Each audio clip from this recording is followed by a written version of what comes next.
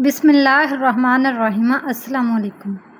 حضرت صلی اللہ علیہ وآلہ وسلم نے فرمایا، مجھے دوزخ دکھلائی گئی تو اس میں زیادہ تر عورتیں تھیں جو کفر کرتی ہیں۔ کہا گیا، حضور کیا وہ اللہ کے ساتھ کفر کرتی ہیں؟ آپ صلی اللہ علیہ وآلہ وسلم نے فرمایا کہ خامد کی ناشکری کرتی ہیں اور احسان کی ناشکری کرتی ہیں۔ اگر تم عمر بھر ان میں سے کسی کے ساتھ احسان کرتے رہو، پھر تمہاری طرف سے کبھی کوئی ان کے خیال میں ناگواری کی بات ہو جائے تو فوراً کہہ اٹھے گی کہ میں نے کبھی بھی تجھ سے کوئی بلائی نہیں دیکھی۔ جب سورۃ انعام کی یہ آیت اتری، جو لوگ ایمان لائے اور انہوں نے اپنے ایمان میں گناہوں کی آمیزش نہیں کی، تو آپ صلی اللہ علیہ وآلہ وسلم کے اصحاب نے کہا، یا رسول اللہ، یہ تو بہت ہی مشکل ہے، ہم میں کون ایسا ہے جس نے گناہ نہیں کیا؟ تب اللہ پاک نے سورۃ لقمان کی یہ آیت اتاری، بے شک شرک بڑا ظلم ہے۔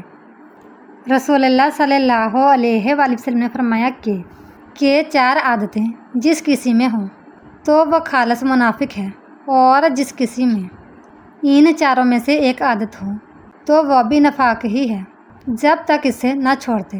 وہ یہ ہیں، جب اسے امین بنایا جائے تو امانت میں خیانت کرے، اور بات کرتے وقت جھوٹ بولے، اور جب کسی سے عہد کرے تو اسے پورا نہ کرے، اور جب کسی سے لڑے تو گالیوں پر اتر آئے۔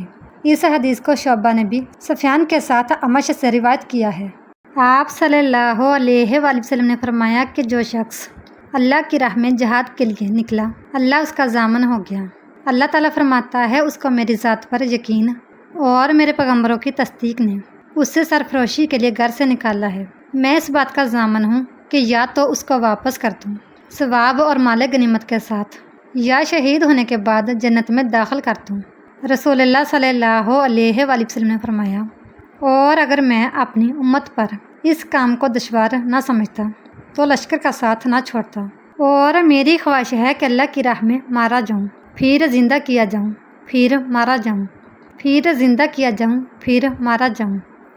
حضرت صلی اللہ علیہ وآلہ وسلم نے فرمایا، بے شک دین آسان ہے، اور جو شخص دین میں سختی اختیار کرے گا تو دین اس پر غالب آ جائے گا اور اس کی سختی نہ چل سکے گی۔ پس اس لیے اپنے عمل میں پختگی اختیار کرو، اور یہاں تک ممکن ہو میانہ روی برتو، اور خوش ہو جاؤ کہ اس طرز عمل سے تم کو دارین کے فوائد حاصل ہوں گے، اور صبح اور دوپہر اور شام اور کسی قدر رات میں عبادت سے مدد حاصل کرو۔ نماز 5 وقتہ بھی مراد ہو سکتی ہے کہ پابندی سے ادا کرو۔ رسول اللہ صلی اللہ علیہ وآلہ وسلم جب مدینہ تشریف لائے تو پہلے اپنے ننہال میں اترے جو انصار تھے، اور وہاں آپ نے 16 یا 17 ماہ بیت المقدس کی طرف منہ کر کے نماز پڑھی، اور آپ کی خواہش تھی کہ آپ کا قبلہ بیت اللہ کی طرف ہو۔ جب بیت اللہ کی طرف نماز پڑھنے کا حکم ہو گیا تو سب سے پہلے نماز جو آپ نے بیت اللہ کی طرف پڑھی عصر کی نماز تھی۔ وہاں آپ صلی اللہ علیہ وآلہ وسلم کے ساتھ لوگوں نے بھی نماز پڑھی۔ پھر آپ کے ساتھ نماز پڑھنے والوں میں سے ایک آدمی نکلا اور اس کا مسجد بنی حارثہ کی طرف گزر ہوا تو وہ لوگ رکوع میں تھے۔ وہ بولا کہ میں اللہ کی گواہی دیتا ہوں کہ میں نے رسول اللہ صلی اللہ علیہ وآلہ وسلم کے ساتھ مکہ کی طرف منہ کر کے نماز پڑھی ہے۔